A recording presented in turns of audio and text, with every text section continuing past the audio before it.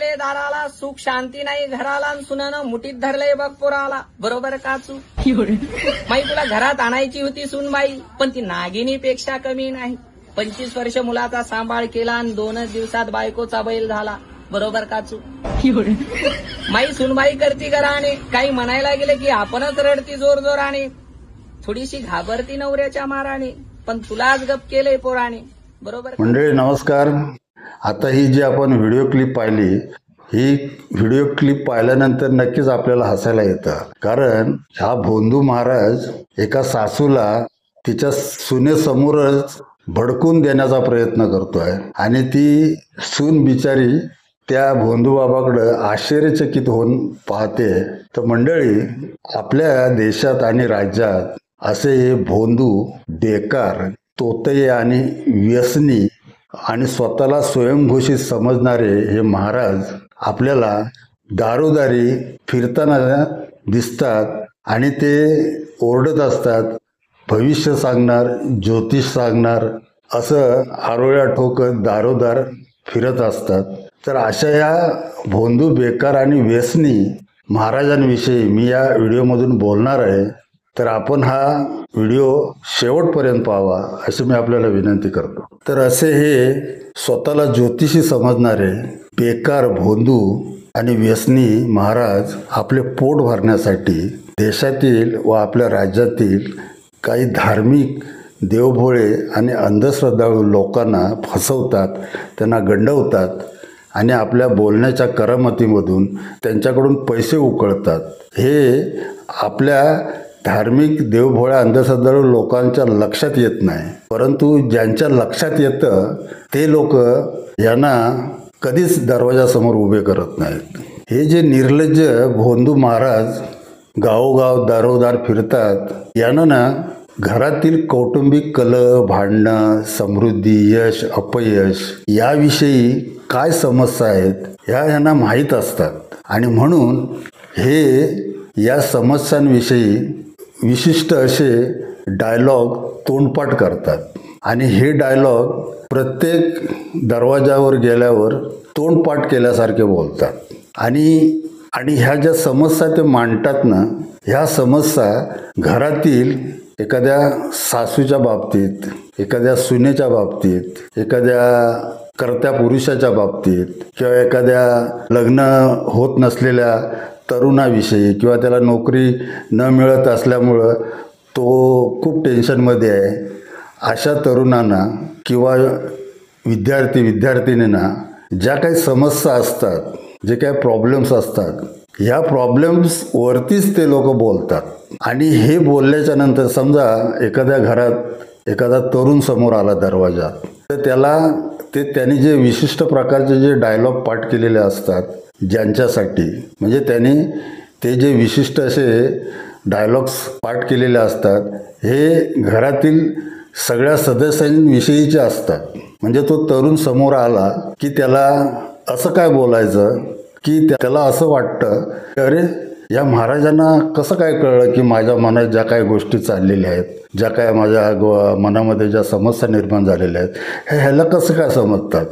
असं समजून हे जे धार्मिक, देवभोळे, अंधश्रद्धाळू लोक असतात हे त्यांच्या त्या बोलण्याच्या रोखाने त्यांच्याकडं आकर्षित होतात आणि मग त्यांच्यासमोर उभं राहिल्याच्या नंतर त्यांचे ते जे डायलॉग आणखीन ते न थांबता कंटिन्यू बोलायला सुरुवात करतात.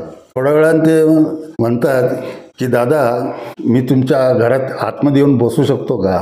मग तो एखादा तरुण किंवा एखादी वयस्कर स्त्री किंवा एखादी तरुण स्त्री किंवा एखादा कर्ता पुरुष त्याला घरात आतमध्ये येऊन बसण्याचं सांगतो आणि मग तो त्या माणसाला आपल्याकडे आकर्षित करण्यासाठी अशा काही गोष्टी सांगतो की त्या सर्व त्याच्या या गोष्टींवर तो माणूस विश्वास ठेवतो आणि तो जे काय सांगेल ते करायला तयार होतो. म्हणजे समजा एखाद्या सासूला तो सांगतोय, माते तुझी सून तुला अशा पद्धतीने तुझ्यावर काहीतरी करणी करते किंवा तुझ्या विरुद्ध असे ते डाव रचते आणि हे तिचे डाव तिच्यावर पलटण्यासाठी तुला अशा पूजा, उपवास, व्रत वैकल्पिक करावी लागतील आणि ही जर तू केलीस आणि इतकं तू जर दान दिलीस तर हे तुझे सगळे प्रॉब्लेम्स किंवा तुझ्या सगळ्या समस्या कमी होतील असे हे लोक त्या धार्मिक देवभोळ्या लोकांना सांगतात. आणि ही अंधश्रद्धाळू लोक अशा ह्या भोंदू व्यसनी निर्लज्ज महाराजांवर विश्वास ठेवतात आणि आपल्या आयुष्याचा जो काही जमा केलेला पैसा असेल त्याच्यातली काही रक्कम ह्या लोकांना देतात आणि हे लोक ती रक्कम घेतात आणि पुढच्या दरवाजावर जातात.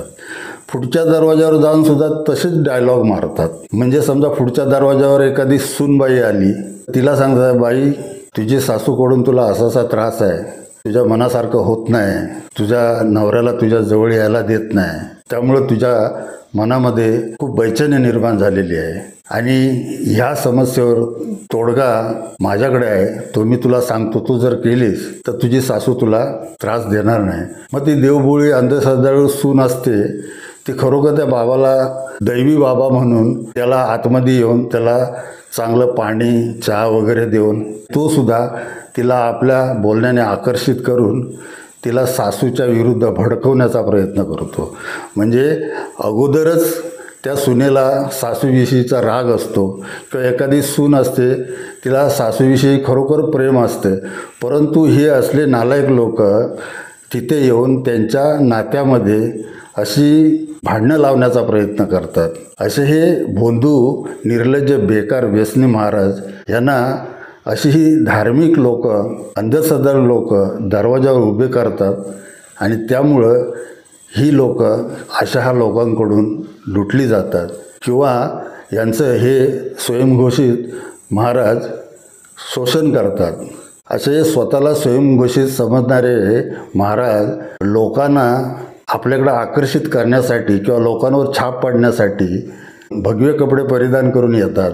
एका खांद्यावर झोळी लटकलेली असते, हातात कमंडळू घेऊन असतात, गळ्यात रुद्राक्षाच्या माळा, मण्यांच्या माळा, हातापायामध्ये जे देव अलंकार वापरतात ते सगळे अलंकार आपल्या हातापायात नकली अलंकार घालून आणि डोक्याची जे केस असतात ह्याच्या जटा वाढवलेल्या असतात. त्यामुळे अशा देवभोळ्या आणि अंधश्रद्धाळू लोकांना हा महाराज आपलं ज्योतिष किंवा आपलं भविष्य नक्कीच सांगेल अशी त्याच्यावर विश्वास ठेवतात. परंतु अशा देवभोळ्या धार्मिक आणि अंधश्रद्धाळू लोकांना ह्या महाराजांचं मी ह्या व्हिडिओमधून खरं वास्तव सांगतो, ते जरा आपण नीट ऐका. हे सर्व भोंदू निर्लज्ज आणि व्यसनी आणि स्वतःला स्वयंघोषित महाराज ज्योतिषी सांगणारे भविष्य सांगणारे असे महाराज समजतात. हे सर्व लोक दिवसभर दारोदार फिरून जो काय पैसा लोकांकडून उकळलेला असतो हा पैसा एकत्र करून ह्या सर्व अशा प्रकारच्या भोंदू महाराजांची एक टोळी असते आणि ही टोळी कुठंतरी एखाद्या शहराच्या ठिकाणी एखाद्या विशिष्ट जागी किंवा गावाच्या एखाद्या विशिष्ट जागी हे एकत्र येतात आणि जो पैसा गोळा केलेला असतो त्या पैशातून जीवाची मजा करण्यासाठी त्या ठिकाणी दारू पिणं, चरस गांजा ओढणं किंवा गुटखा सिगरेट ही सगळी व्यसनं करण्यासाठी ते एकत्र येतात. काही या महाराजांच्या टोळ्या मी स्वतः डोळ्याने पाहिलेल्या आहेत. असे हे व्यसनी दारू पिणारे लोक तुम्हाला तुमचं भविष्य किंवा तुमचं ज्योतिषी काय सांगणार. त्यामुळे ह्या अशा लोकांवर तुम्ही विश्वास ठेवून त्यांना आपला पैसा का देता. अशा ह्या भोंदू बेकार निर्लज्ज माणसांना आपल्या दरवाजासमोर उभेच करायचं नाही. जर ते दरवाजासमोर भविष्य सांगणार ज्योतिष सांगणार असं ओरडत आले तर चप्पल घेऊन ह्यांना मारलं पाहिजे. कारण आपल्या देशामध्ये जवळजवळ 70-80% धार्मिक लोक आहेत, अंधश्रद्धाळू लोक आहेत, देवांवर विश्वास ठेवणारे आहेत आणि त्याचा फायदा हे लोक घेत असतात. त्यामुळं मंडळी अशा ह्या भोंदू बाबांपासून अशा ह्या निर्लज्ज व्यसनी बाबांपासून सावध राहा. कारण कधीकधी हे असे भोंदू बाबा आपल्या घराची रेखी करतात आणि आपलं घर लुटून नेण्याचा प्रयत्न करतात. अशा घटना बऱ्याच ठिकाणी झालेल्या आहेत. त्यामुळं ह्या अशा लोकांना कधीच दरवाजासमोर उभे करू नका अशी मी आपल्याला विनंती करतो. आपल्याला जर मी या भोंदू महाराजांविषयी जे काय वास्तव सांगितलं हे जर पटत असेल तर नक्की या व्हिडिओला लाईक करा, शेअर करा आणि माझ्या चॅनलला सबस्क्राईब करायला विसरू नका. भेटूया अशाच काही नवीन व्हिडिओमध्ये. तोपर्यंत सर्वांना धन्यवाद. नमस्कार.